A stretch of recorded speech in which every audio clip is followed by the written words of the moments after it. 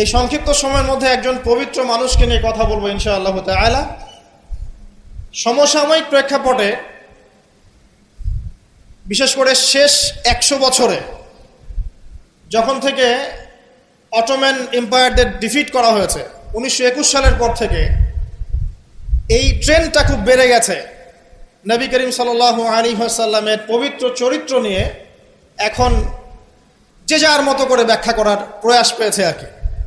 যদিও এটা আবু লাহাবের সুন্নাহ, আবু জাহেলের সুন্নাহ, এটা উতবা বিনতে আমের আরেকজন ছিল, উতবা বিনতে আবু মুঈত, আরেকজন ছিল সাল্লাম বিন আবু হুকাইক, আরেক ব্যক্তি ছিল আশনাক বিন শারিক, এরকম কিছু একটা তার নাম। এই সব মানুষরা ছিল আইয়ামে জাহিলিয়াতের মধ্যে। এই মানুষদেরই সুন্নাহ আর কি এখন নতুন করে চালু করা হচ্ছে বিভিন্ন জায়গায়, মুক্ত চিন্তার নামে, বাক স্বাধীনতার নামে, কলম চর্চার নামে, বিভিন্ন নাম দিয়ে আমরা এখন নবী সাল্লাল্লাহু আলাইহি ওয়াসাল্লামের পবিত্র চরিত্র নিয়ে যা ইচ্ছা তাই কথা বলার চেষ্টা করছি বা দুঃসাহস দেখাচ্ছি। তাব্বাত ইয়াদা আবি লাহাবি ওয়া তাব কি জন্য নাজিল হয়েছিল? নবী সাল্লাল্লাহু আলাইহি ওয়াসাল্লাম যখন সবাইকে সমবেত করে বলেছিলেন যে আমি যদি বলি তোমাদেরকে এই পাহাড়ের পিছনে শত্রু দল অপেক্ষা করছে, তোমরা কি আমার কথা বিশ্বাস করবে? সবাই বলেছিল যে আমরা তোমাকে আল আমিন বা সত্যবাদী বলে জানি, অবশ্যই তোমার কথা বিশ্বাস করব। তখন তিনি বলেছিলেন কুলু লা ইলাহা ইল্লাল্লাহ তুফলিহুন, তোমরা শুধু বলো লা ইলাহা ইল্লাল্লাহ, আল্লাহ ছাড়া কোনো ইলাহ নেই, তোমরা সফল হয়ে যাবে। এটা আইয়ামে জাহিলিয়াতের কথা। আবু লাহাব তালি দিয়েছিল, হাত দিয়ে তালি দিয়েছিল এবং ঢিল নিক্ষেপ করেছিল, নবী সাল্লাল্লাহু আলাইহি ওয়াসাল্লামকে কষ্ট দিয়েছিল। আল্লাহ পাক সূরা নাজিল করেছেন তাব্বাত ইয়াদা আবি লাহাবি ওয়া তাব, ধ্বংস হোক আবু লাহাবের 2 হাত এবং সে নিজেও ধ্বংস হোক। কিয়ামত পর্যন্ত এই পৃথিবীতে যদি একটা মুসলিমও বেঁচে থাকে এবং সে যদি কোরআন পড়তে জানে, সে আবু লাহাবকে এই সূরা পড়ার মধ্য দিয়ে অভিশাপ দিবে ইনশাআল্লাহ তাআলা। এটা নবী সাল্লাল্লাহু আলাইহি ওয়াসাল্লামের শান, তার মর্যাদা। সে শুধু একবার বলেছে হাততালি দিয়ে, এই কথা বলার জন্য আমাদেরকে ডেকেছিলে? এই কথা বলার জন্য আমাদেরকে ডেকেছ? আমরা আমাদের বাপ দাদাদেরকে, তাদের ইলাহকে ত্যাগ করে তোমার এক আল্লাহ বিশ্বাস করব, এই জন্য ডেকেছ? ঢিল নিক্ষেপ করেছিল, গালি দিয়েছিল। তার আপন চাচা নবী সাল্লাল্লাহু আলাইহি ওয়াসাল্লামের আপন চাচা, আল্লাহ পাক আয়াত নাজিল করলেন আবু লাহাব ধ্বংস হোক এবং সে নিজেও। মা আগনা আনহু মালুহু ওয়া মা কাসাব, তার এই সম্পদ এবং সে যা অর্জন করেছে পৃথিবীতে, এগুলো কোনোই কাজে আসবে না। সায়াসলা নারান যাতা লাহাব, শীঘ্রই অচিরেই, সায়াসলা অচিরেই সে প্রবেশ করবে এমন আগুনে যে আগুন লাল অগ্নিশিখা নির্বাপিত করছে। সাথে ওয়ামরাতুহু, তার স্ত্রীও, হাম্মালাতাল হাতাব, যে কিনা কি করত? হাম্মালাতাল হাতাব, খড়কুটা বহন করত, নবী সাল্লাল্লাহু আলাইহি ওয়াসাল্লামের আঙিনায় ফেলতো। ফি জিদিহা হাবলুম মিন মাসাদ, তার গলায় থাকবে খেজুর পাকানো রশি, এটা দিয়ে আযাব দেওয়া হবে নাউযুবিল্লাহ। কিয়ামত পর্যন্ত যত মানুষ বেঁচে থাকবে মুসলিম, যারা কোরআন পড়বে, ছোট হোক বড় হোক, ধনী গরিব, সাদা কালো, যে কোনো জায়গার, যে কোনো জাতির, যে কোনো বর্ণের, যে কোনো রঙের, আবু লাহাবকে সে কিয়ামত পর্যন্ত গালি দিতে থাকবে। এটা আল্লাহ পাকের বিচার। আর পরকালে তো তার জন্য যন্ত্রণাদায়ক শাস্তি অপেক্ষা করছে। আরেকজন ব্যক্তি ছিল যার নাম উতাইবা, এ আবু লাহাবেরই ছেলে। একদিন নবী সাল্লাল্লাহু আলাইহি ওয়াসাল্লামকে সে গিয়ে বলছে ওয়ান নাজমি ইযা হাওয়া, এই সূরার এই প্রথম দিকের আয়াতগুলো আমি বিশ্বাস করি না। এক পর্যায়ে নবী সাল্লাল্লাহু আলাইহি ওয়াসাল্লামের সাথে বাকবিতণ্ডা করতে লাগলো। আমাদের নবীজি তো তর্ক করতেন না, স্বল্পভাষী, মিষ্টি ভাষী, নরম মানুষ ছিলেন, তর্ক করতেন না, নিজে কাউকে কখনো একটা থাপ্পড়ও দেননি, এমন মানুষ ছিলেন। তো সেই মানুষটাকে সে মুখে থুতু নিক্ষেপ করেছিল, তবে এই থুতুটা তার মুখ পর্যন্ত পৌঁছে নাই, আল্লাহ পাক পৌঁছাতে দেননি। আরো কষ্ট দেওয়ার জন্য তার জামা টানা হেঁচড়া করছিল। আর রাহিকুল মাখতুম বইয়ের মধ্যেই আছে, পড়ে দেখবেন। আল্লামা সফিউর রহমান মোবারকপুরি রাহিমাহুল্লাহ রচিত আর রাহিকুল মাখতুম, যেটা 1187টা বা 85টা বইয়ের মধ্যে ফার্স্ট প্রাইজ পেয়েছে, প্রথম স্থান অধিকার করেছে এই বই।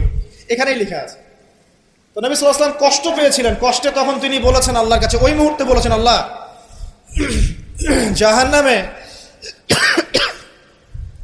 জাহান্নামে তোমার যে কুকুরগুলো আছে, জাহান্নামে কুকুর আছে আযাব দেওয়ার জন্য, এগুলোর মধ্যে একটা এর পিছনে আল্লাহ তুমি লেলিয়ে দিও। এটা বদদুয়া করেছেন নবী সাল্লাল্লাহু আলাইহি ওয়াসাল্লাম। আমাদের কিছু সুশীল আছে, তারা বলতে চায় যে নবী সাল্লাল্লাহু আলাইহি ওয়াসাল্লাম কখনো কটু ভাষা ব্যবহার করতেন না, কখনোই না। প্রয়োজন বোধে নবী সাল্লাল্লাহু আলাইহি ওয়াসাল্লাম বদদুয়াও করেছেন। প্রয়োজন বোধে নবী সাল্লাল্লাহু আলাইহি ওয়াসাল্লাম টানা 1.5-2 মাস ধরে বদদুয়া করেছেন। কোথায়? রাজির ঘটনা। রাজি একটা ঝর্ণার নাম বা একটা কূপের নাম, এক একজন এক একভাবে ব্যাখ্যা করে। এখানে 10 জন সাহাবীকে চোরাগুপ্তা হামলা চালিয়ে হত্যা করা হয়। একদল লোক এসে বলেছিল, আপনার সাহাবীদের মধ্যে এমন কিছু সাহাবীকে পাঠান যাদেরকে আমাদের কওমে নিয়ে গেলে ইসলাম শেখা যাবে, মুআল্লিম। নবী সাল্লাল্লাহু আলাইহি ওয়াসাল্লাম 10 জন সাহাবীকে পাঠিয়েছিলেন। এই 10 জনকে ট্র্যাপে ফেলে, এখন যেমন মুসলিমদেরকে ট্র্যাপে ফেলে হত্যা করা হয়, ট্র্যাপে ফেলে 10 জনকে হত্যা করা হয়। 3 জন ভাগ্যবশত বেঁচে যান, পাহাড়ের উপরে আশ্রয় নেন। তাদেরকে বলে, তোমরা নেমে আসো, তোমাদেরকে ছেড়ে দিব। তারা তীরের আঘাতে ক্ষতবিক্ষত ছিলেন। তারা মনে করলেন হয়তোবা তার অঙ্গীকার রক্ষা করবে, নেমে আসলেন। নামার সাথে সাথেই তাদেরকে বেঁধে ফেললো, মক্কায় বিক্রি করে দিল। তাদের মধ্যে একজনের নাম খুবাইব রাদিয়াল্লাহু আনহু। খুবাইব রাদিয়াল্লাহু আনহু, যার নাম আমাদের যুব সমাজ জানে না। আমাদের যুব সমাজ শাহরুখ খানের নাম জানে, খুবাইব রাদিয়াল্লাহু আনহু নাম জানে না। যাকে মক্কার সবার সামনে, একটা গাছের নিচে মক্কার সবার সামনে শুলদণ্ড দিয়ে হত্যা করা হলো। শুলদণ্ড মানে পিছনের রাস্তা দিয়ে কিছু একটা লোহার দণ্ড প্রবেশ করিয়ে মাথা দিয়ে বের করে দেওয়া। এই দণ্ড দিয়ে তাকে হত্যা করা হয়েছে। হত্যা করার আগে তাকে বলা হয়েছে, তুমি কি চাও? সে বলেছে, আমি 2 রাকাত নামাজ পড়তে চাই। এবং নামাজটাকে সংক্ষিপ্ত করেছে। সংক্ষিপ্ত করে সে হাত তুলে আল্লাহর কাছে দোয়া করেছিল, আল্লাহ, উপস্থিত যারা আছে এদের একটাকেও তুমি ছেড়ো না। ওয়াকতুলহুম বাদাদা, তাদের সবাইকে তুমি সবগুলাকে এক জায়গায় করে হত্যা করো। দেখা গেছে ওই সবার লাশ বদরের কূপে পড়েছিল। বদরের পরেও যে যুদ্ধগুলো হয়েছে এগুলোতে এরা মারা গেছে। বদরের পরে যে যুদ্ধগুলো হয়েছে এরপরে এগুলো মারা গেছে। আসলে ঘটনাটা বদরের পরেই সম্ভবত। যাই হোক, আমি যেটা বলতে চাচ্ছি, খুবাইব রাদিয়াল্লাহু আনহুকে তখন অপশন দেওয়া হয়েছিল যে তোমার জায়গায় যদি মুহাম্মদ সাল্লাল্লাহু আলাইহি ওয়াসাল্লামকে হত্যা করি, তুমি কি নিষ্কৃতি নিবে? সে তখন বলেছিল রাদিয়াল্লাহু আনহু যে আমার জায়গায় মুহাম্মদ সাল্লাল্লাহু আলাইহি ওয়াসাল্লামের একটা চুলকেও যদি আঘাতপ্রাপ্ত করা হয় আমি সেটাও বরদাস্ত করব না। এবং তিনি তখন একটা কবিতা আবৃত্তি করেছিলেন, বিভিন্ন কিতাবের মধ্যে কবিতাটা আছে, ওয়ালাস্তু বালি হিনা উক্তালু মুসলিমান, আমি কোনো পরোয়াই করি না যখন আমাকে মুসলিম হিসেবে মৃত্যু দেওয়া হচ্ছে। আলাই জামিন কানা লিল্লাহি মাসরাই, যে পাশেই আমাকে পাশ ফেরানো হোক না কেন, এই পাশ আল্লাহর জন্যই। ওয়াযালিকা লিলাহ ওয়া ইয়াশা, তিনি এমন একজন ইলাহ যিনি চাইলে ইউবারিক আলা ফি কুল্লি শিলইন মুমাজ্জাআত, তিনি আমার দেহের প্রত্যেকটা হাড় এবং গোশতের টুকরায় বারাকা দিতে পারেন। তাকে এভাবে শহীদ করা হয়। তো এই 10 জনকে ট্র্যাপে ফেলে হত্যা করা হয়েছিল। খুবাইব রাদিয়াল্লাহু আনহু তাদের মধ্যে একজন। খেয়াল করে দেখেন, নবী সাল্লাল্লাহু আলাইহি ওয়াসাল্লাম এই ঘটনার পরে 1 থেকে 1.5 মাস তিনি টানা বদদুয়া করেছেন এই কওমকে যেন আল্লাহ পাক ধ্বংস করে। ঠিক আরেকটা ঘটনা এর কয়েক মাস পরে ঘটে যায়, এর নাম বীরে মাউনার ঘটনা। বীরে মাউনা একটা জায়গার নাম, যেখানে একইভাবে দিন শেখার কথা বলে দায়ীদেরকে ডেকে নিয়ে এসে 70 জন দায়ীকে একসাথে হত্যা করা হয়েছে ট্র্যাপে ফেলে। এই জিনিসগুলো হিস্ট্রির কথা মনে করিয়ে দেয় আমাদেরকে। ইসলামের ইতিহাস পড়ে দেখেন, মঙ্গলরা, ওইদিকে রোমকরা, বাইজেন্টাইনরা বিভিন্ন সময় মুসলিমদেরকে এভাবে ট্র্যাপে ফেলে হত্যা করেছে। মসজিদে ঢুকিয়ে চারদিক থেকে মসজিদকে পুড়িয়ে দিয়েছে, আগুন দিয়ে দিয়েছে। এরকম অনেক ঘটনা ঘটেছে ইতিহাসে। আব্বাসীয় খেলাফতের সময় মঙ্গলরা যখন আক্রমণ করেছিল, মাত্র 40 দিনের ব্যবধানে 10 থেকে 20 লক্ষ মানুষকে হত্যা করেছে, সবাই মুসলিম। একটা কথা মনে পড়ে যায় ঘটনাটা বলতে গেলেই, ওই সময় আব্বাসীয় খেলাফতের যে মানে আমির ছিলেন বা খলিফা ছিলেন, তারা মোটামুটি দুনিয়া পূজারী হয়ে গিয়েছিলেন আর কি। দুনিয়ার যে মোহ তাদের মধ্যে ঢুকে গিয়েছে, ধন সম্পদ জমা করে করে এক একজন স্তূপ করেছিল আর কি। তো মঙ্গল যে কমান্ডার ছিল, যে হত্যা করেছে, সে আব্বাসীয় খলিফাকে তখন হেসড়ে নিয়ে এসে বলছে, কি চাও? সে বলছে, আমি পিপাসার্ত, পানি চাই। ওকে কারাগারে নিয়ে গিয়ে ওর মুখটা দুজন মিলে খুলে, দুজন দুদিক থেকে ধরে সোনার কয়েন ঢালা হয়েছে গলার মধ্যে। বলছে, খাও, এগুলো এগুলো পান করো। ওই মঙ্গল কমান্ডার, যে মঙ্গল, ওই যে হালাকু খার নাম শুনেছেন, চেঙ্গিস খা হালাক, ওদের বংশধর, সে বলছিল যে এই যে ধন সম্পদগুলো তোমরা জমা করেছিলে, মুসলিমদেরকে বলছে, মুসলিম খলিফাকে, এই ধন সম্পদগুলো তোমরা যে জমা করেছিলে, এইগুলো যদি নিজেরা জমা না করে তোমাদের জনগণের কল্যাণে ব্যয় করতে, তারা আজকে তোমার পক্ষে যুদ্ধ করতো। এখন এগুলো খাও, পানি নাই। মঙ্গল কমান্ডারের কাছে শিক্ষণীয় বিষয় আছে না? যেটা বলছিলাম, নবী সাল্লাল্লাহু আলাইহি ওয়াসাল্লাম ক্ষেত্র বিশেষে বদদোয়া করেছেন। এই ব্যক্তির সম্পর্কে বদদোয়া করেছিলেন যে, আল্লাহ আমাকে কষ্ট দিয়েছে, আমার মুখে থুতু নিক্ষেপ করতে চেয়েছে, আমার পোশাক ছিঁড়ে ফেলেছে, আল্লাহ তুমি তোমার জাহান্নামের কুকুরের মধ্যে একটা কুকুরকে দিয়ে খাইয়ে দিও। এই ব্যক্তি সিরিয়ায় গিয়েছিল ব্যবসা করতে, হঠাৎ করে রাত্রেবেলা দেখে চারপাশে বাঘ। আর এগুলো কোনো গাল গল্প নয়, হঠাৎ করে বাঘ চারপাশে। সে বলছে, আমি মারা যাব। তার সঙ্গী সাথীরা বলছে যে, আমরা তো এখানে আছি, কোনো সমস্যা নেই, আমরা তো কিছু দেখতে পাচ্ছি না। সে বলছে, না, আমি যা দেখতে পাচ্ছি তোমরা দেখতে পাচ্ছ না। রাতের অন্ধকারে ঠিকই একটা বাঘ এসে তার গলা গর্দান ছিঁড়ে নিয়ে চলে গেছে। ওই যে বদদোয়া নবী সাল্লাল্লাহু আলাইহি ওয়াসাল্লামের, এই যে ফল। আরেকদিন নবী সাল্লাল্লাহু আলাইহি ওয়াসাল্লাম নামাজ পড়ছেন কাবার হাতিমে, সেজদা দিয়েছেন। উকবা বিন আবি মুঈত, একজন কাফের, ওই যে উটের, বড় উটের ঘটনা জানেন না, উটের নাড়ি ভুড়ি নিয়ে এসে তার গর্দানে গলায় চাপিয়ে দিল, আর পা দিয়ে নবী সাল্লাল্লাহু আলাইহি ওয়াসাল্লামের গালটাকে ঠেসা দিয়েছিল, যাতে প্রায় তার চোখ বের হয়ে আসতেছে এমন একটা অবস্থা। যদি কাউকে এভাবে চাপ দেওয়া হয় খুব জোরে, চোখটা লাল হয়ে যাবে না? এইভাবে স্পষ্ট লেখা আছে সিরাতের গ্রন্থগুলোতে। নবী সাল্লাল্লাহু আলাইহি ওয়াসাল্লামকে এই অবস্থা থেকে উদ্ধার করলেন তার মেয়ে ফাতিমা রাদিয়াল্লাহু আনহা। আল্লাহর নবী প্রচন্ড কষ্ট পেলেন এই দিন, প্রচন্ড কষ্ট, এবং হাত তুলে তিনি একটা একটা করে নাম উল্লেখ করতে থাকলেন। আল্লাহ, আবু জাহেল ইবনে হিশাম, উকবা বিন আবি মুঈত, উতবা, শাইবা, রাবিআ, নাম উল্লেখ করতে থাকলেন। আল্লাহ, এদেরকে তুমি ছেড়ো না, এদেরকে দেখে নিও। নবীজি একবার যখন আল্লাহর সামনে বলবেন কিয়ামতের মাঠে, আল্লাহ আমার উম্মত, আল্লাহ আমার উম্মত, আল্লাহ পাক এক দোয়াতেই নবী সাল্লাল্লাহু আলাইহি ওয়াসাল্লামকে বলবেন, তোমার উম্মতের মধ্যে যার অন্তরে সরিষা পরিমাণ ঈমান আছে ওকে বের করে নিয়ে আসো। সেই মানুষ যদি বদদোয়া করে নাম ধরে, তাদের কি অবস্থা হবে এবার চিন্তা করেন। সেই মানুষের শান, তার মর্যাদা, তার চরিত্র নিয়ে কেউ যদি কথা বলে, কটূক্তি করে, তার অবস্থা পরকালে কি হবে চিন্তা করেন। দুনিয়াতে হয়তো কিছু হবে না, হয়তো পার পেয়ে যাবে। এই দুনিয়াটা চূড়ান্ত ফলাফলের জায়গা নয়। আর মুসলিমরা এখন দুর্বল, তাদের আল্লাহর কাছে দোয়া করা ছাড়া এখন কোনো অপশনও নাই। দোয়ার অনেক অনেক ক্ষমতা আছে। নবী সাল্লাল্লাহু আলাইহি ওয়াসাল্লাম দোয়া করলেন, এই 10 জন ব্যক্তির লাশ বদরের প্রান্তরে পাওয়া গেছে। আবু জেহেল দেখবেন বদরের নিহত হয়েছে, উতবা, শাইবা, সবগুলা বদরের কূপে। এবং কূপে যখন তাদেরকে ফেলা হয়েছে, নবী সাল্লাল্লাহু আলাইহি ওয়াসাল্লাম কূপের পাশ দিয়ে যাওয়ার সময় বলছিলেন, তোমরা কি তোমাদের জাযা পেয়ে গেছো?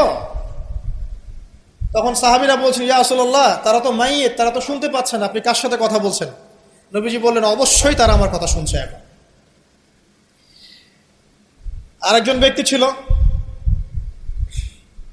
যে নবী সাল্লাল্লাহু আলাইহি ওয়াসাল্লামকে নিয়ে এই কবিতা, গল্প, নৃত্য, মেয়েদেরকে নাচাতো, এসব তৈরি করতো, মক্কা ছড়াতো। তার নাম আশনাক বিন শারিক।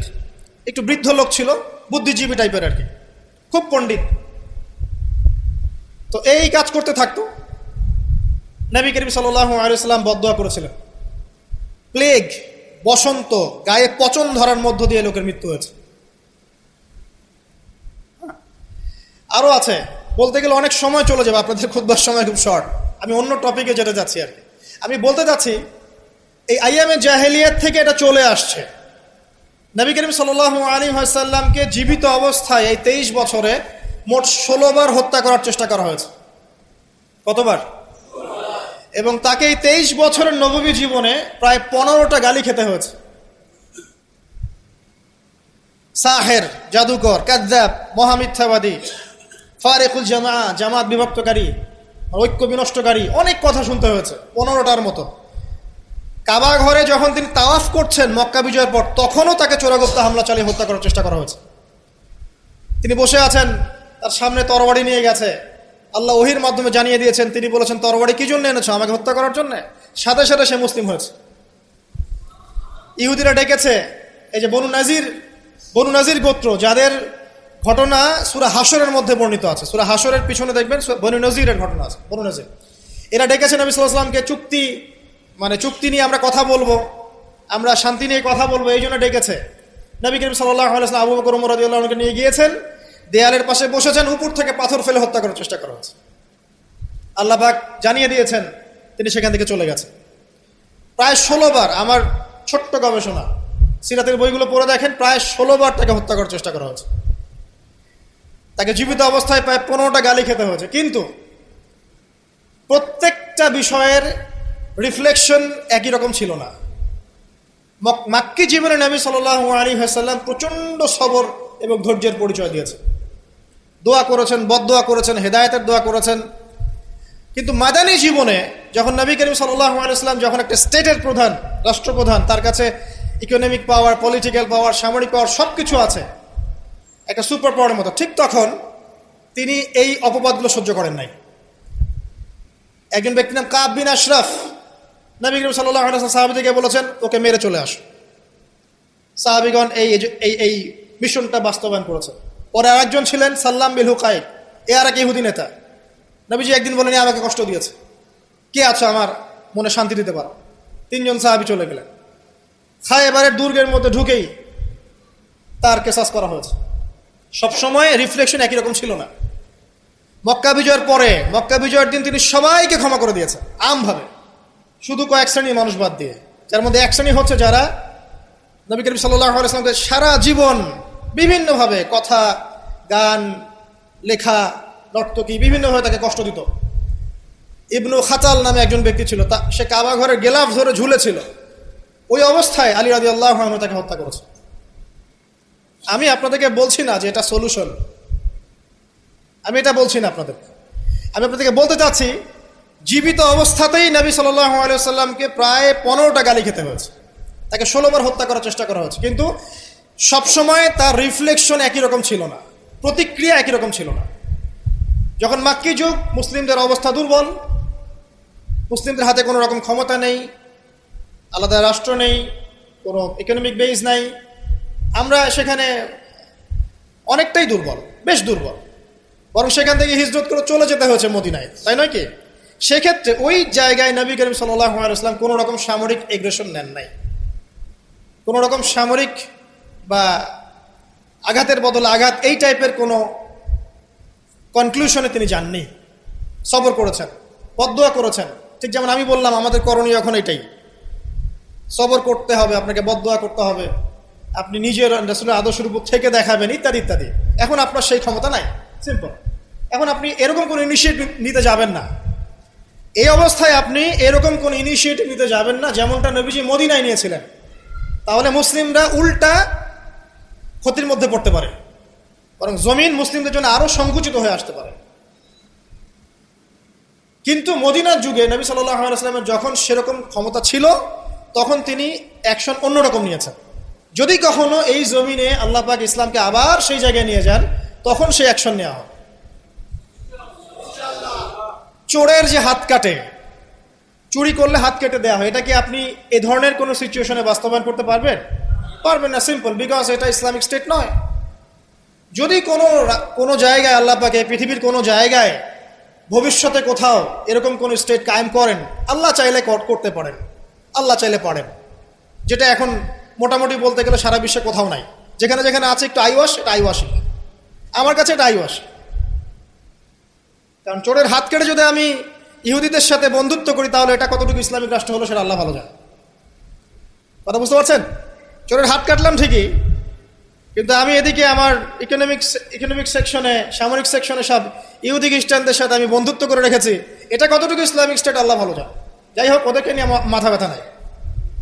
বিষয়টা হচ্ছে, যদি কখনো আল্লাহ পাক এমন কোনো জায়গা দেন মুসলিমদেরকে ভবিষ্যতে, তখন চোরের হাত ঠিকই কাটা হবে, তখন ব্যভিচারের শাস্তি ঠিকই দেওয়া হবে, জেনার জন্য বেত্রাঘাত করা হবে, ইত্যাদি ইত্যাদি। কিন্তু সেটা তো আপনি এখন করতে পারবেন না। তাই এখন কোনো আত্মঘাতী অবস্থায় যাবেন না, এটা সবচেয়ে বড় কথা। আমার আগে সবচেয়ে প্রথম নসিহত, নবী করিম সাল্লাল্লাহু আলাইহি ওয়াসাল্লামকে নিয়ে অনেক কথাবার্তা হচ্ছে, চারপাশে হবে, এমন কোনো আত্মঘাতী পদক্ষেপ নেবেন না যাতে ইসলাম আরো সংকুচিত হয়, মুসলিমদের অবস্থা আরো খারাপ হয়ে যায়। এখন কি করবেন সেটা আমি আগে বলছি। প্রথম কথা হচ্ছে, এখন আপনাকে আমাকে নিজেকে আগে নবী সাল্লাল্লাহু আলাইহি ওয়াসাল্লামের সুন্নতের উপর দাঁড়াতে হবে। আমি প্রতিদিন ক্লিন শেভ করি, আর নবী সাল্লাল্লাহু আলাইহি ওয়াসাল্লামকে কেউ কটূক্তি করেছে, তাকে নিয়ে আমার মাথা ব্যথার শেষ নাই। আগে নিজের গালে দাড়ি নিয়ে আসো তুমি। আমি 5 ওয়াক্ত সালাতই আদায় করি না, ইসলামকে নিয়ে কেউ যদি ব্যঙ্গ করে, আমি এমন শোডাউন শুরু করি যাতে মনে হয় আমি একমাত্র পাক্কা মুসলিম, আর কেউ মুসলিমই না। আগে নামাজ পড়েন 5 ওয়াক্ত, নবীর সুন্নাহগুলো নিজের উপর আগে ইমপ্লিমেন্ট করেন, নিজের উপর আগে বাস্তবায়ন করেন। সবার আগে এটা কাজ আমাদের। দ্বিতীয় কাজ কি? নিজের পরিবারের মধ্যে ইসলামের নবী সাল্লাল্লাহু আলাইহি ওয়াসাল্লামের যে সুন্নাহগুলো আছে, এটা বাস্তবায়ন করা। এখানে তো কেউ আপনাকে চাপ প্রয়োগ করছে না।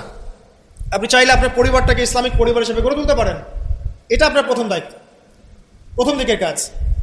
নবীর সুন্নাহর উপর থেকে মানুষকেও সুন্নাহর দিকে ডাকা, এটা কাজ। নবীর আদর্শে নিজে আগে এস্টাবলিশ হয়ে দেখানো যে এটাই নবীর সুন্নাহ। আজকে আমাদেরকে দেখলে অনেক সময় মানুষ বাজে মন্তব্য করে, মুসলিমরা যে মাপে কম দিচ্ছে, মুসলিমরা মজুদ করছে, মুসলিমরা সুদ খাচ্ছে, মুসলিমরা ঘুষ নিচ্ছে, মুসলিমরা দুর্নীতি করছে, মুসলিমদের দিকে আঙ্গুল তুলছে সবাই। এই জিনিসগুলো কি নবীর আদর্শ? আমরা তো নিজেরাই নবী করিম সাল্লাল্লাহু আলাইহি ওয়াসাল্লামের আদর্শের উপর অ্যাপ্রোপ্রিয়েটলি থাকতে পারছি না, তাহলে আমরা কি সত্যিকার অর্থেই আদর্শ উম্মাহ হতে পেরেছি? আমাদের প্রথম কাজ আগে এইটা, আগে নিজের উপর এটা ইমপ্লিমেন্ট করা।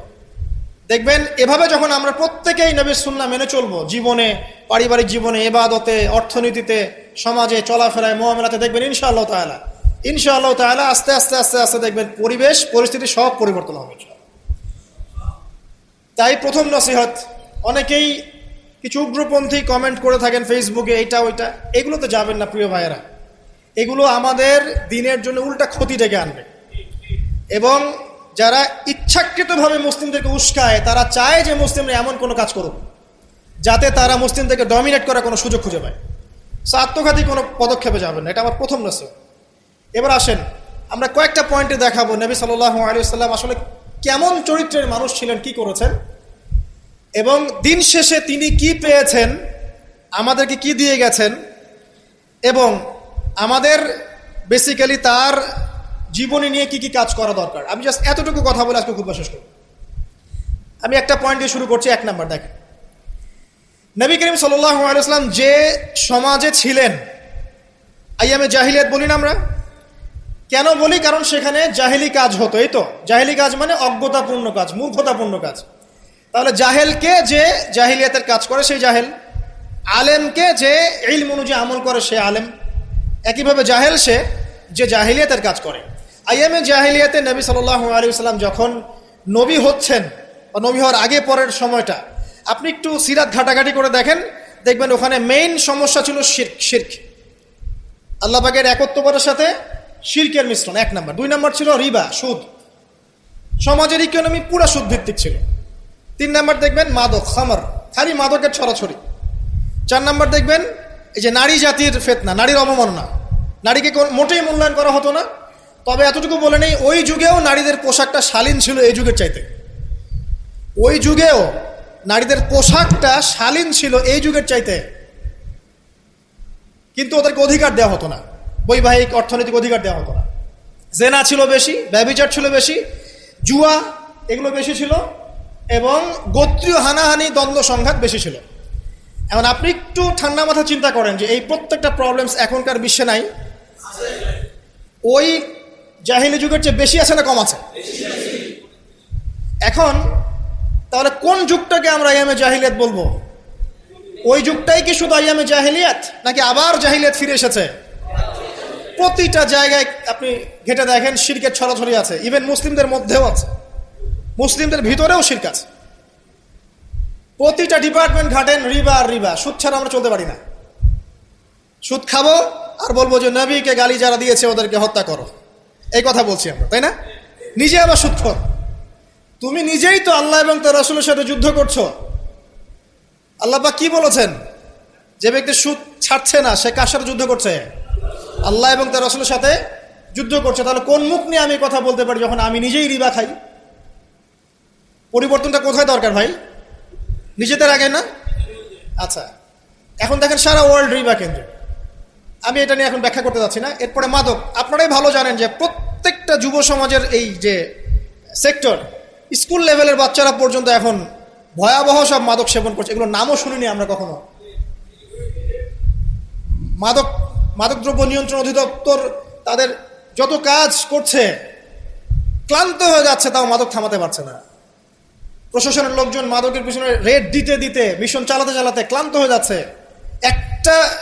একটাকে ডিফেন্ড করছে, আরেকটা নতুন মাদক আসছে। দেখবেন এগুলো কি পরিকল্পিত না? একটা যুব সমাজকে ধ্বংস করার জন্যে। তো দেখেন ওই জাহেলিয়াত এখন নাই। নারীর যে ফিতনা, অবমাননা, এটা কি আগের চেয়ে বেড়েছে না কমেছে? এই সংক্ষিপ্ত সময় আমি ব্যাখ্যা করতে যাচ্ছি না, আপনারা ভালো জানেন বেড়েছে না কমেছে। মেয়েদের পোশাক, এখন মেয়েদের পোশাক আছে না ছেলেদের পোশাক? পোশাক পরেও মেয়েরা নগ্ন থাকছে না? ফ্যামিনিস্ট রেভলিউশনের কারণে মেয়েরা ছেলেদের জায়গা নিয়ে নিয়েছে না? সমাজে জেনা বেড়েছে, পরকীয়া বেড়েছে, ধর্ষণ বেড়েছে।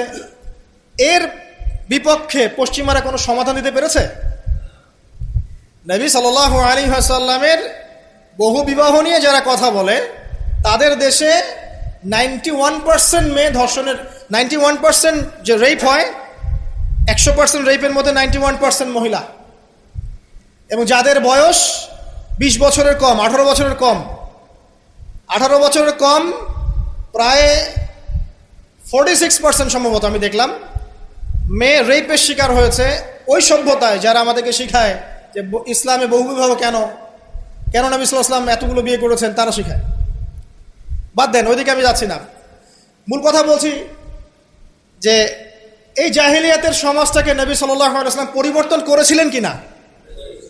কত বছরের মধ্যে? মাত্র 23। আমাকে একটা সমাজবিজ্ঞানী দেখান, একটা রাজনৈতিক নেতা দেখান, একটা অর্থনীতিবিদ দেখান, একটা দার্শনিক দেখান, একজন মহামানব দেখান, একটা লিডার দেখান, যে মাত্র 23 বছরের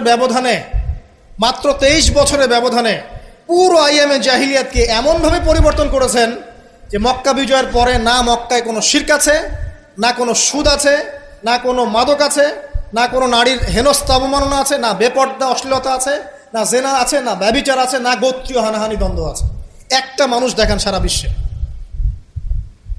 চরিত্র কি নিয়ে গঠিত হয়? শুধু কি বিবাহ কেন্দ্রিক বিষয় নিয়েই চরিত্র গঠিত? মানুষের চরিত্র বলতে আমরা কি বুঝি?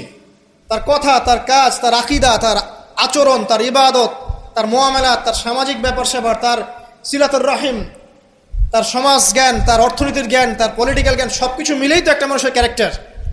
যখনই ক্যারেক্টারের প্রশ্ন আসে নবী সাল্লাল্লাহু আলাইহি ওয়াসাল্লামকে নিয়ে সরাসরি চলে যায় বিবাহ। কারণ আর কোনো সেক্টর নাই ক্যারেক্টার নিয়ে আলোচনা করার। ওগুলো তো ডিফেন্ড করাই যাবে। যাদের সাথে এই পর্যন্ত বাহাসে বসেছেন তারা তো আর ওই বিষয়গুলো বোঝে না যে কোন জ্ঞান দিয়ে এই ইন্টারনালি ব্লাইন্ড সেকুলার প্রজন্মকে ডিফেন্ড করা যায়। তারা তো ইসলামিক বিষয়গুলো শুধু উপস্থাপন করবে, বাইরের বিষয়গুলো আনতে পারছে না। সো একটা মানুষের চরিত্র কত মহান হলে স্বয়ং আল্লাহ পাক তাকে বলতে পারেন ইন্নাকা লাআলা খুলুকিন আযীম, নিশ্চয় আপনি মহান চরিত্রের অধিকারী। আল্লাহ পাক বলছেন। নবী সাল্লাল্লাহু আলাইহি ওয়াসাল্লামের 23 বছর সময় লেগেছে এগুলো পরিবর্তন করে সম্পূর্ণ আলোকিত একটা ইসলামী সমাজ প্রতিষ্ঠা করতে। একটা পয়েন্ট বললাম, তার চরিত্র আপনি বুঝে নেন, তার ক্যাপাবিলিটি বোঝেন, তার ব্যক্তিত্ব বোঝেন, তার গায়রত বোঝেন, তার শান মর্যাদা বোঝেন। 2 নম্বর দেখেন, 2 নম্বর পয়েন্ট, নবীজি যখন নবী হননি তার আগ থেকেও তিনি চেষ্টা করতেন সমাজ পরিবর্তন করতে, হেলফুল ফিজর তৈরি করেছিলেন ইত্যাদি। 40 বছর বয়সে যখন ওহী আসলো, 40 বছর বয়সে যখন ওহী আসলো, কি আসলো? আল কোরআন এবং তার ব্যাখ্যা সুন্নাহ। এই কোরআন এবং সুন্নাহকে কাজে লাগিয়ে, এর শিক্ষা দিয়ে, এর জ্ঞানটাকে প্রচার করে, মানুষের মধ্যে এর জ্ঞানটাকে ইনস্টল করে নবী সাল্লাল্লাহু আলাইহি ওয়াসাল্লাম পুরো সমাজটাকে সংস্কার করলেন। তাহলে এই যে জ্ঞানতাত্ত্বিক বিপ্লব, আমরা যেটা কথা বলি জ্ঞানতাত্ত্বিক বিপ্লব, জ্ঞানের রেভলিউশন, জ্ঞান নিয়ে কথা বলা, শিক্ষা দেওয়া, শিক্ষার মাধ্যমে অজ্ঞতার অন্ধকার দূর করা, কে সবার আগে করেছে এই 1400 বছর হিস্ট্রিতে? যারা এখন আমাদেরকে সায়েন্টিফিক এবং টেকনোলজিক্যাল জ্ঞানের কথা বলে, ওই পশ্চিমা সভ্যতাই, তারা কতদিন হলো সভ্য হয়েছে? কতশো বছর আগে সেখানে ফরাসি বিপ্লব হয়েছে, কত শতাব্দী হলো সেখানে সায়েন্টিফিক এবং টেকনোলজিক্যাল রেভলিউশনগুলো হয়েছে? 100-200 বছর, সর্বোচ্চ 300 বছর। 1400 বছর আগে নবী সাল্লাল্লাহু আলাইহি ওয়াসাল্লাম ইকরা দিয়ে জ্ঞানের রেভলিউশন করেছে, সাহাবীদেরকে জ্ঞান শিক্ষা দিয়েছেন। কোন জ্ঞান? অভ্রান্ত সত্যের উৎস, ওয়াহির জ্ঞান। ওরা যে জ্ঞান শিখাচ্ছে সেটা কি? বস্তুবাদী জ্ঞান। এখানে পরকাল নাই, এখানে আপনার জিন নাই, মালায়েকা নাই, বেহেশত নাই, জান্নাত নাই, জাহান্নাম নাই, হিসাব নাই, মিজান ফজিলত কিছুই নাই, ঈশ্বর নাই, গডলেস এডুকেশন সিস্টেম। ওদের ভাষায় গড বলেছে, এটা নিয়ে আবার বিতর্কিত করেন না। কথা বলতেও ভয় পাই আমি, না জানি। আর আমি মুসলিমদেরকে বেশি ভয় পাই, কারণ তারাই বিতর্কিত করতে বেশি পছন্দ করে। গডলেস বলতে বুঝিয়েছি তাদের ভাষায় ঈশ্বরহীন একটা সিস্টেম। তো আমরা জ্ঞানের যে সিলসিলা দিয়েছি 1400 বছর আগে, ইকরা বিসমি রাব্বিকাল্লাযী খলাক দিয়ে, প্রত্যেকটা সাহাবী আবু বকর, ওমর, ওসমান, আলী থেকে শুরু করে একদম শেষ পর্যন্ত দেখবেন সবাই এই জ্ঞানের আলোয় আলোকিত হয়েই সমাজ পরিবর্তন করেছে। মক্কার 13 বছরে আমরা ছিলাম, একজন সাহাবী কি কোনো কাফেরের উপর হাত তুলেছিল? দেখাতে পারবেন?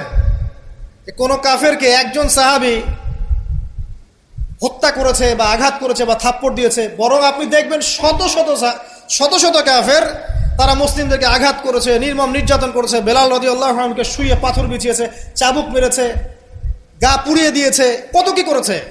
আবিসিনিয়ায় চলে যেতে হয়েছে, তায়েফে গিয়ে নবী সাল্লাল্লাহু আলাইহি ওয়াসাল্লামকে নিজে মার খেয়ে আসতে হয়েছে। এই যে 13 বছর সহনশীলতার পরিচয় দিয়েছেন এই শিক্ষিত মানুষরা, তারা কি উগ্র ছিলেন? তারা সন্ত্রাসী ছিলেন? তাদেরকে কি তরবারির জোরে ইসলাম কবুল করানো হয়েছে? এই 13 বছর যে সাহাবীরা ইসলাম কবুল করেছেন তারাই তো পরে বদর যুদ্ধ করেছে, পরে উহুদে গিয়েছেন, পরে খন্দক খায়বারে গিয়েছেন। এই যে বেসিকটা তৈরি করেছি আমরা মক্কার 13 বছরে, এই 13 বছরটা কি উগ্রতা দিয়ে প্রদর্শন করা হয়েছিল? কোন রকমের আগ্রাসী মনোভাব প্রচার করা হয়েছে? কিচ্ছু করা হয়নি। শুধু জ্ঞানতাত্ত্বিক সলিউশন দেওয়া, জ্ঞান শিক্ষা দেওয়া হয়েছে, কোরআন শিক্ষা দেওয়া হয়েছে, হাদিস শিক্ষা দেওয়া হয়েছে। এই শিক্ষার মধ্য দিয়ে যখন ভিতরটা পরিবর্তন হয়েছে, তখন মানুষ আল্লাহর কাছে আত্মসমর্পণ করেছে। এই ছিল আমাদের মক্কার 13 বছর। তাহলে যে জ্ঞানের কথা বলি আমরা, যে মানুষটার কাছে কোরআনের মতো কিতাব আসে, এক বাক্যে আপনি আমাকে বলেন কোরআনের একটা আয়াতকে কেউ মিথ্যা প্রমাণ করতে পারবে?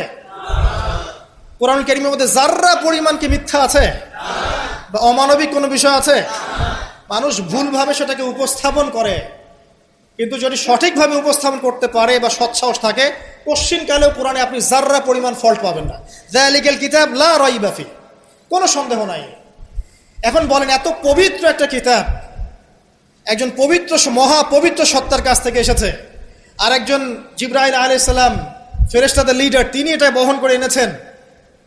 এখন যে মানুষটার উপরে এটা নাজিল করা হচ্ছে, তিনি কত পবিত্র চরিত্রের অধিকারী, এখন আপনি চিন্তা করেন। যদি তার চরিত্রের মধ্যে যাররা পরিমাণ অপবিত্রতা থাকতো, তাহলে কোরআন কি তার উপর নাজিল হতো? আপনারা বুঝতে পারছেন? মনে করেন আমাদের চরিত্রে কি অসংখ্য অপবিত্রতা আছে না? আমার উপরে কি আল্লাহর নূর, আল্লাহর এই যে কিতাব, ওহী, এগুলো অবতীর্ণ হওয়ার সুযোগ আছে কোনো? নাই। আল্লাহ পাক পবিত্র মানুষদেরকে বাছাই করেন। আল্লাহ রাব্বুল আলামিন সবচেয়ে পবিত্র মানুষকে বাছাই করেছিলেন মহাপবিত্র কিতাব দেওয়ার জন্য। এটাই তো যথেষ্ট তার চরিত্র ব্যাখ্যা করার জন্য। আর কি প্রয়োজন? যার কাছে কোরআন নাজিল হতে পারে, তার চরিত্র নিয়ে কথা বলার কোনো অবকাশই নাই। তিনি যে কাজই করেছেন, যখন যে কথাই বলেছেন, যে ইনিশিয়েটিভ নিয়েছেন, প্রত্যেকটাই আল্লাহর হুকুমেই নিয়েছেন, এর হুকুমের বাইরে কিছু করেন। শুধু তাই নয়, তার শত্রুরা পর্যন্ত মক্কায় কখনো বলতে পারেনি তিনি মিথ্যাবাদী, তিনি মাপে কম দেন, তিনি ওয়াদা খেলাফ করেন, তিনি অমুক, তিনি তমুক। তার শত্রুরা পর্যন্ত এটা বলতে পারেনি। বরং তার শত্রুরা বলেছিল এভাবে যে তোমাকে আমরা অবিশ্বাস করি না, বরং তুমি যে কোরআনের কথা বলছো এটাকে আমরা অস্বীকার করছি। এটা 2 নম্বর পয়েন্ট। জ্ঞানের রেভলিউশন আমরা দিয়েছি, নবী সাল্লাল্লাহু আলাইহি ওয়াসাল্লাম দিয়েছে। আর এই জ্ঞান না থাকলে আপনি তো শূন্য। আমরা ঠিকই তো আছি জ্ঞানের উপরে। আর একটা বিষয় সবার কান খুলে শুনে রাখা উচিত, পবিত্র কোরআন এবং সহিহ সুন্নাহ বা নবী সাল্লাল্লাহু আলাইহি ওয়াসাল্লামের সুন্নাহর মধ্যে এমন কোনো বিষয় নাই যেটা ব্যাখ্যা করা হয়নি। এটা মানতে যদি আপনার আপত্তি থাকে, আমরা আপনার সাথে লড়াই করব না, আমরা আপনার সাথে ঝগড়া করব না, বিবাদ করব না, আপনাকে আঘাতও করব না। কিন্তু আপনাকে বিনয়ের সাথে বলবো, আপনি আরো 10 বার স্টাডি করেন, আপনি আরো 10 বার স্টাডি করেন, কোরআন এবং সুন্নাহকে আরো 10 বার স্টাডি করেন। আপনি খুঁজে পাবেন ইনশাআল্লাহ কোরআন এবং সুন্নাহর মধ্যে কোনো রকমের ভুল ত্রুটি, মানবতা বিরোধী কিচ্ছু নেই। আল্লাহ পাক আমাদের সবাইকে বোঝার তৌফিক দান করুন। এগুলো রাখেন তো ভাই, কে এই বুদ্ধি দিচ্ছে? আপনি রাখেন, এটা রাখেন।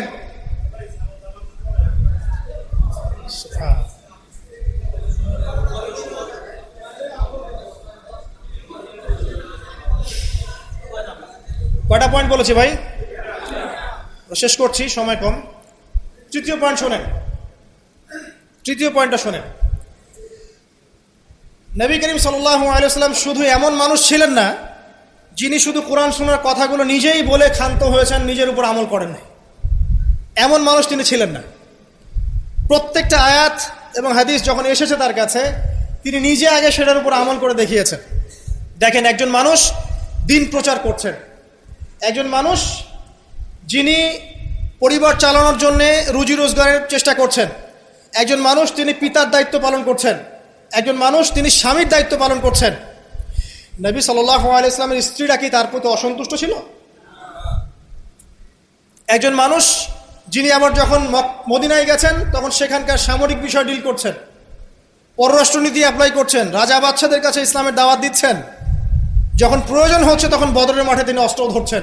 একজন মানুষ যে এতগুলো কাজ করছেন, এই ভার্সেটাইল ক্যারেক্টার পাওয়া যাবে একটা মানুষ দেখান মহাবিশ্বে। একটা মানুষকে দেখান যার কাছে এই চরিত্রের সবগুলো দিক আছে, যিনি একজন আদর্শ পিতা, আদর্শ নেতা, আদর্শ অর্থনীতিবিদ, আদর্শ ফিলোসফার, আদর্শ পলিটিশিয়ান, আদর্শ লিডার, কমান্ডার। একটা মানুষ দেখান যার মধ্যে সব গুণাবলীর সংমিশ্রণ আছে। তারপরেও কি ব্যাখ্যা করতে হবে যে এই মানুষের চরিত্র আল্লাহ পাক কর্তৃক সার্টিফাইড, এই মানুষ আল্লাহর কর্তৃক মনোনীত একজন বান্দা? আর তো কিছু প্রয়োজন নাই। আবার নিজের উপর আমল দেখেন, এত কিছুর পরেও নিজে রাত জেগে তাহাজ্জুদ পড়ছেন, পা ফুলিয়ে ফেলছেন, সবচেয়ে বেশি জিকির করছেন, সবচেয়ে বেশি তেলাওয়াত করছেন, সবচেয়ে বেশি রোজা রাখছেন, সবচেয়ে বেশি নামাজ পড়ছেন। শুধু কথা বলেই ক্ষান্ত থাকছেন না, নিজেও আমল করছেন এবং সবচেয়ে সেরাটা করছেন। এমন একজন মানুষকে খুঁজে দেখান যে শুধু বড় বড় কথা নিজে বলেই না, বরং আমল করেও দেখায়। বহু অর্থনীতিবিদ আছে দেখবেন অনেক বড় বড় কথা বলবে, নিজেই সুদখোর। বহু দেখবেন পলিটিশিয়ান আছে বড় বড় কথা বলবে, নিজে করাপ্টেড, দুর্নীতিবাজ। বহু দেখবেন সোশ্যাল নেতা আছে অনেক বড় বড় সামাজিক রেভলিউশনের কথা বলে। আপনি দেখবেন এই নবী সাল্লাল্লাহু আলাইহি ওয়াসাল্লামের এই সোনালী সমাজকে সে মূল্যায়ন করছে না। বহু দেখবেন ফিলোসফার আছে, দার্শনিক, আমরা এটাতে পড়েছি যে দর্শনের বড় বড় বিষয় নিয়ে কথা বলছে, জ্ঞান, আত্মা, ঈশ্বর, মহান সত্তা, পরম সত্তা, জ্ঞানের ডেফিনেশন, বস্তুবাদ, অভিজ্ঞতাবাদ, কত কথা বলছে। দেখবেন শেষে গিয়ে একটা কনক্লুশনও আসতে পারে নাই আজ পর্যন্ত। জ্ঞান আসলে কি এটার ব্যাখ্যাতে আসতে পারে নাই, একটা কনক্লুশন আসতে পারে নাই। আমরা যেমন বলছি জ্ঞান মানে ওয়াহি, আল্লাহর ওয়াহি হচ্ছে চূড়ান্ত জ্ঞান, সিম্পল, শেষ, ফুল স্টপ। আল্লাহর ওয়াহি হচ্ছে চূড়ান্ত জ্ঞানের উৎস, আল্লাহর ওয়াহি হচ্ছে চূড়ান্ত জ্ঞানের উৎস, ফুল স্টপ। এটা আমাদের কমপ্লিমেন্ট, আমাদের আকীদা, মানহাজ। আর তাদেরকে দেখবেন জ্ঞান মানে বুদ্ধি, জ্ঞান মানে অভিজ্ঞতা, জ্ঞান মানে সমন্বয় ইত্যাদি বলতে বলতে মুখের ফেনা উঠে যাচ্ছে, কোনো কনক্লুশন আসতে পারছে না কেউ। নবী সাল্লাল্লাহু আলাইহি ওয়াসাল্লাম এমন একজন মানুষ ছিলেন যিনি সবকিছু শুধু আলোচনা করেই, ব্যাখ্যা করেই আর মানুষকে দাওয়াত দিয়ে ক্ষান্ত ছিলেন না, বরং তিনি কাজ করে দেখিয়েছেন। অ্যাজ এ ফিলোসফার তিনি সফল, অ্যাজ এ পলিটিশিয়ান সফল, অ্যাজ এ সামরিক লিডার তিনি সফল, একজন কূটনীতিবিদ তিনি সফল, সমাজবিজ্ঞানী তিনি সফল, অ্যাজ এ ফাদার তিনি সফল, অ্যাজ এ হাজব্যান্ড তিনি সফল। কি চাচ্ছেন? একজন মানুষের মধ্যে এত কোয়ালিটি থাকার পরেও তার চরিত্র নিয়ে কথা বলছেন। ওই যে বিয়ে, আয়েশা রাদিয়াল্লাহু আনহাকে কেন বিয়ে করলেন এত কম বয়সে? আপনি কি জানেন রবীন্দ্রনাথ ঠাকুরের বাবা কত বছর বয়সে বিয়ে করেছেন? আপনি কি জানেন রবীন্দ্রনাথ ঠাকুর নিজে কত বছর বয়সে বিয়ে করেছেন? এবং যাকে বিয়ে করেছেন তার বয়স কত ছিল? সে তো আপনাদের ট্যাগর। তিনি বিয়ে করেছেন 17 বছর বয়সে বা 18 বছর বয়সে, এবং তার স্ত্রীর বয়স ছিল 11 বছর। কই, এটা নিয়ে তো কোনো কথা বলেন না কখনো। সুবহানাল্লাহ, এটা বলতে গেলে সময় চলে যাবে।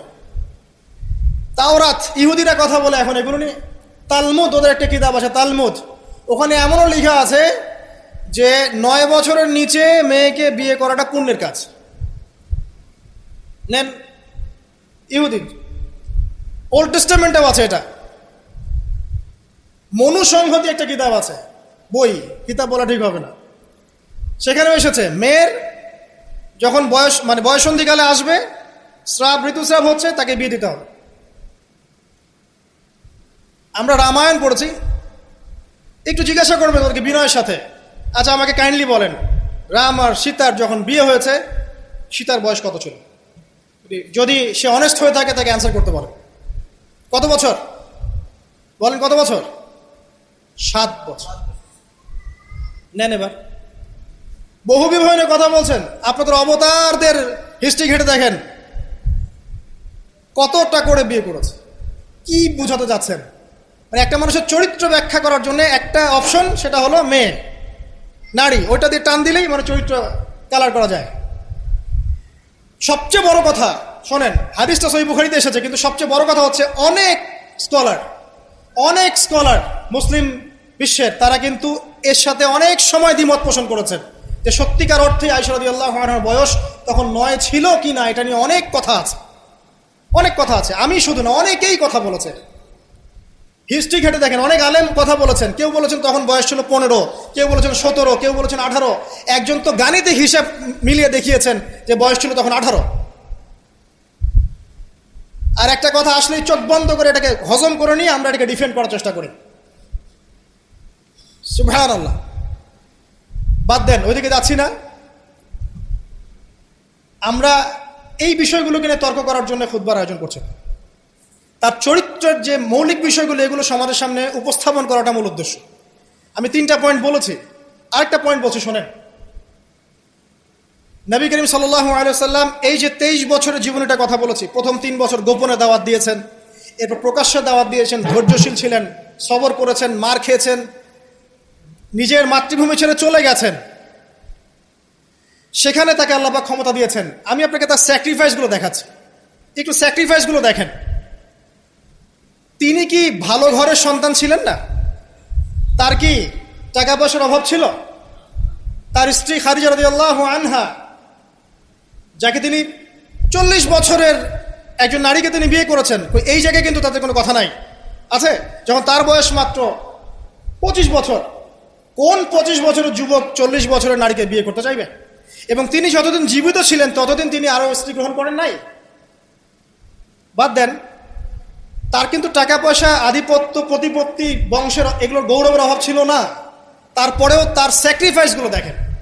তিনি মার খাচ্ছেন, তার দাঁত শহীদ হচ্ছে, তার রক্ত ঝরছে, তায়েফে তার রক্ত দিয়ে জুতা আটকে গেছে, তাকে গালি খেতে হচ্ছে, তাকে হত্যা চেষ্টা সহ্য করতে হচ্ছে, আত্মীয় স্বজন তাকে ছেড়ে চলে যাচ্ছে, তাকে অর্থনৈতিক বয়কট করা হচ্ছে, গাছের ছাল পাতাকে শিয়ারে আবু তালেবে 3 বছর তিনি সময় কাটাচ্ছেন, নিজের মাতৃভূমি ছেড়ে চলে যেতে হচ্ছে, কষ্ট, যুদ্ধ করতে হচ্ছে, না খেয়ে থাকতে হচ্ছে, খন্দকের যুদ্ধে নিজের এই পেটের মধ্যে পাথর বেঁধে থাকতে হচ্ছে, পরপর 3 দিন তার ঘরে চুলা জ্বলছে না, তার ঘরে খাবার নাই, এই খেজুরের রস খেয়ে তিনি জীবনযাপন করছেন, তার স্ত্রীদের ঘরেও খাবার নাই।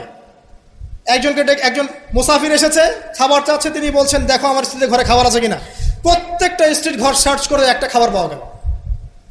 স্যাক্রিফাইস করছেন, ঘুম নাই, বিনিদ্র রজনী যাপন করছেন। এই যে শারীরিক কষ্ট, মানসিক কষ্ট, অর্থনৈতিক কষ্ট, দেশ ত্যাগ করা, এই যে কঠিন সবর সংগ্রাম, মুজাহাদা, তার স্বার্থটা কি আমাকে বল? তার কি স্বার্থ? এখানে নবী সাল্লাল্লাহু আলাইহি ওয়াসাল্লামের ব্যক্তি স্বার্থটা কোথায়? তাকে তো আল্লাহ পাক মাকামে মাহমুদ দিয়েছেন, জান্নাতের সর্বোচ্চ মাকাম আল্লাহ পাক তাকে দিয়েছেন। ইন্না আতাইনাকাল কাউসার, তোমাকে আমি কাউসার দিয়েছি, সম্মান দিয়েছে, মর্যাদা দিয়েছে। আলাম ইয়াজিদকা ইয়াতীমান ফাআওয়া ওয়া ওয়াজাদাকা দাল্লান ফাহাদা ওয়া ওয়াজাদাকা আইলান ফাগনা। আছে না সূরা? আলাম নাশরাহ লাকা সাদরাক ওয়া ওয়াদা'না আনকা ওয়িজরাক আল্লাযী আনকাযা যাহরাক ওয়া রাফা'না লাকা যিকরাক। তার জিকির, তার স্মরণকে সম্মানিত করা হয়েছে। সারা দুনিয়ার মানুষ তার নাম শুনলে সাল্লাল্লাহু আলাইহি ওয়াসাল্লাম পড়ে। প্রত্যেকটা মুসলিম এই উম্মতে মুহাম্মাদের মধ্যে, মুসলিম বা নন মুসলিম, হুয়েভার হি ইজ, তার মৃত্যুর পরে তার চেহারা তাকে দেখানো হবে, বলা হবে এই ব্যক্তিকে যাকে তোমাদের কাছে পাঠানো হয়েছে। তিনি আমাদেরকে ভাই বলে সম্বোধন করছেন। তিনি বলছেন, কাশ আমি আমার ভাইদেরকে দেখতে পেতাম। সাহাবীরা বলছেন, আমরা কি আপনার ভাই নই? তিনি বলছেন, না, তোমাদের পরে যারা আসবে আমাকে না দেখেই বিশ্বাস করবে এরা আমার ভাই। সব নবীকে দোয়া কবুলের এখতিয়ার দিয়ে দেওয়া হয়েছে। সব নবী দোয়া দুনিয়ায় করে ফেলেছেন। আমাদের নবীজি এত কষ্ট করার পরেও দুনিয়াতে দোয়া করেন নাই। তিনি পরকালে দোয়াটা জমা রেখেছেন, সেটা শাফাআত, আমাদের সবার জন্য শাফাআত করবেন তিনি ইনশাআল্লাহ। এই শাফাআতে সমস্ত কবিরা গুনাহগার ব্যক্তি জান্নাতে যাবে। আমাকে বলেন, সব নবী যখন ইয়া নাফসি করবে, স্বয়ং নবীরা পর্যন্ত, এই নবীর মধ্যে আদম আছেন, নূহ আছেন, মূসা ঈসার মতো নবী আছেন আলাইহিস সালাম, ইব্রাহিম আলাইহিস সালামও আছেন, আবুল আম্বিয়া ওয়াল মুরসালিন। তখন তিনি বলবেন, ইয়া উম্মতি ইয়া উম্মতি। এখন আমাকে বলেন তার স্বার্থ কোথায়? তিনি যে এত হিউজ একটা স্ট্রাগল করলেন সারাটা জীবন ধরে। আমি আপনাকে তার স্ট্রাগলের সর্বশেষ নমুনাটা বলছি। একদম মৃত্যু সজ্জায় যখন তার মৌতের যন্ত্রণা উঠে যায়, তিনি বলছেন মৃত্যুর যন্ত্রণা প্রচণ্ড, তিনি এই কথা বলছেন আর চেহারাটা মুছছেন পানি দিয়ে। তখন ফাতিমা রাদিয়াল্লাহু আনহা এসে বলছেন, আমার বাবার কষ্ট, আমার বাবার কষ্ট। আর ফাতিমা রাদিয়াল্লাহু আনহাকে তিনি কানে কানে একটা কথা বললেন। ফাতিমা রাদিয়াল্লাহু আনহা হাসতে শুরু করলেন। তখন আয়েশা রাদিয়াল্লাহু আনহা পরে জিজ্ঞাসা করেছিলেন যে, কি বলেছে তোমাকে তোমার বাবা? তিনি বলেছিলেন যে, আমাকে আমার বাবা বলেছে যে এই যন্ত্রণা তার ইন্তেকাল হবে। তখন আমি কাঁদতে শুরু করলাম। তারপরে আমাকে তিনি বললেন, আমার পরিবারের মধ্যে তুমি সবার আগে আমার সাথে দেখা করবে জান্নাতে। তখন আমি হাসতে শুরু করলাম। এই জায়গায় একটা ঘটনা ছিল, সেটা হলো যখন তিনি প্রচন্ড কষ্ট করছেন মৃত্যুর যন্ত্রণায়, ফাতিমা রাদিয়াল্লাহু আনহা তিনি বলছেন, আমার বাবার কষ্ট। নবী সাল্লাল্লাহু আলাইহি ওয়াসাল্লাম বলছেন, শোনো ফাতিমা, লিসেন, এই স্টেটমেন্টটা খুব ভালো করে শোনেন এবং মন থেকে উপলব্ধি করার চেষ্টা করেন। তিনি বলেছেন, হে ফাতিমা, আজকের পর থেকে তোমার বাবার কোনো কষ্ট থাকবে না। আমার কথা বুঝতে পারছেন না? আজকের পর থেকে তোমার বাবার কোনো কষ্ট থাকবে না, মানে আজকে তিনি জান্নাতুল ফিরদাউসে চলে যাবেন। এই যে 23 বছর তিনি ছিলেন নবী হিসেবে, প্রতিটা দিন রাত তাকে দিনের জন্য কষ্ট করতে হয়েছে। শারীরিক কষ্ট, মানসিক কষ্ট, খাদ্যের কষ্ট, বাসস্থান। আচ্ছা, আমরা তো অনেক কথা বলি অনেক নেতাদেরকে নিয়ে, অনেক দার্শনিক, বিজ্ঞানী, সমাজবিজ্ঞানী, ফিলোসফার, বুদ্ধিজীবী ইত্যাদি। আমাদের যা আছে আমরা একটু মিলাই। নবী সাল্লাল্লাহু আলাইহি ওয়াসাল্লামের কি ছিল? এই মহান নেতা যিনি সারা জীবন কষ্ট করলেন, শেষে ফাতিমা রাদিয়াল্লাহু আনহাকে বলছেন, আজকের পর কোনো কষ্ট থাকবে না, আজকেই শেষ, সব কষ্ট আজকেই শেষ হয়ে যাবে। এই ব্যক্তির কি বাড়ি ছিল ডুপ্লেক্স? এই ব্যক্তির কতটুকু জমি ছিল? এই ব্যক্তি কতটুকু খাবার খেয়েছে প্রত্যেক দিন? এই ব্যক্তির কয়টা আলিশান জামা ছিল আমার মতো আপনার মতো? এই ব্যক্তির কত ব্যাংক ব্যালেন্স ছিল? এই ব্যক্তির কি ছিল দুনিয়াতে? দুনিয়ার জীবন চলার জন্য তার ঘরে কি ছিল? আসলে আমাদের প্রত্যেকের ঘরে যা আছে, নবী সাল্লাল্লাহু আলাইহি ওয়াসাল্লামের চেয়ে বেশি সম্পত্তি আছে। এই হিউজ স্ট্রাগল তিনি করলেন কার জন্য, মানে কাদের জন্য? তিনি পেলেনটা কি? এক কথায় উত্তর হচ্ছে, এই কষ্ট তিনি করেছেন উম্মতে মুহাম্মাদির জন্য। আফসোস, দুর্ভাগ্য যে আজকে উম্মতে মুহাম্মাদির মধ্যে এক শ্রেণীর মানুষ তার চরিত্র নিয়ে কথা বলে, দুঃসাহস করে, লজ্জায় তাদের মাথা হেড হয়ে যায় না। লজ্জা থাকতে হয় মানুষের মধ্যে। তো ধরেন কেউ একজন আপনার প্রতি এহসান করেছে, অনেক উপকার করেছে আপনার, আপনি যদি তাকে নিয়ে ভালো মন্দ কথা বলা শুরু করেন, বুঝতে হবে আপনার নির্লজ্জ প্রকৃতির মানুষ, আপনি লজ্জাই নেই আপনার। আপনি একজন মানুষের কাছে এহসান গুজার, সে আমার জন্য কত পরিশ্রম করেছে, আপনার তো তার পা ধুয়ে দেওয়া উচিত। সাহাবা একরাম রাদিয়াল্লাহু আনহুম এই কাজটাই করতেন এবং তারা আল্লাহ এবং তার রাসূলকে আপন মনে করতেন। কোনোদিন তার কাছে গিয়ে কোনো হাত যে পেতেছে কখনো ফিরে আসে নাই খালি হাতে। কোনোদিন কেউ দান চেয়েছে তিনি ফিরিয়ে দেননি। একদিন নামাজে দাঁড়িয়েছেন, ইকামত হওয়ার পরে আবার বাসা চলে গিয়েছে। সাহাবীরা অবাক, কি ব্যাপার? একটু পর ফিরে আসলেন, বললেন আমার কাছে কিছু দিনার ছিল, এগুলো সদাকা করে দিয়ে তারপরে নামাজে দাঁড়ালো। সবসময় সত্য বলেছেন, সত্যের উপর ঠেকেছেন, এতিমদের খোঁজ নিয়েছেন, বিধবাদের পাশে ছিলেন, উম্মাকে ঐক্যবদ্ধ করেছেন, মানুষের মাঝে ভেদাভেদ দূর করেছেন, এক ওয়ান উম্মাহ ন্যাশন গঠন করেছেন, সুদ দূর করেছেন, মাদক দূর করেছেন, শিরক দূর করেছেন, আল্লাহ ভোলা মানুষকে আল্লাহকে চিনিয়েছেন, পরকালকে চিনিয়েছেন, মানুষকে জান্নাতের পথ দেখিয়েছেন। কি করেন নাই? আপনি আমাকে একটা সেক্টর দেখান যেটা মানুষ করার বাকি থাকে, যেটা তিনি করেন নাই, একটা সেক্টর দেখান। তারপরে এই মহান মানুষের সম্পর্কে আমরা বাজে ধারণা লালন করছি, আজে বাজে কথা বলছি। দেখুন, এখন মুসলিমদের হয়তো কিছু করার নাই, বদদোয়া তারা করবে, এবং এই বদদোয়ায় নিঃসন্দেহে ইফেক্টেড হবে তারা যারা নবী সাল্লাল্লাহু আলাইহি ওয়াসাল্লামের সাথে শত্রুতা করছে, কোনো সন্দেহ নাই।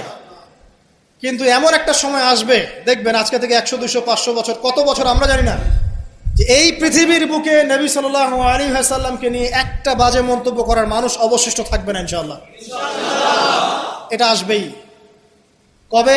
ননসেন্স প্রশ্ন, আমি জানি না, কিন্তু আল্লাহ এবং তার রাসূল কোরআন হাদিসে বলেছেন আসবেই।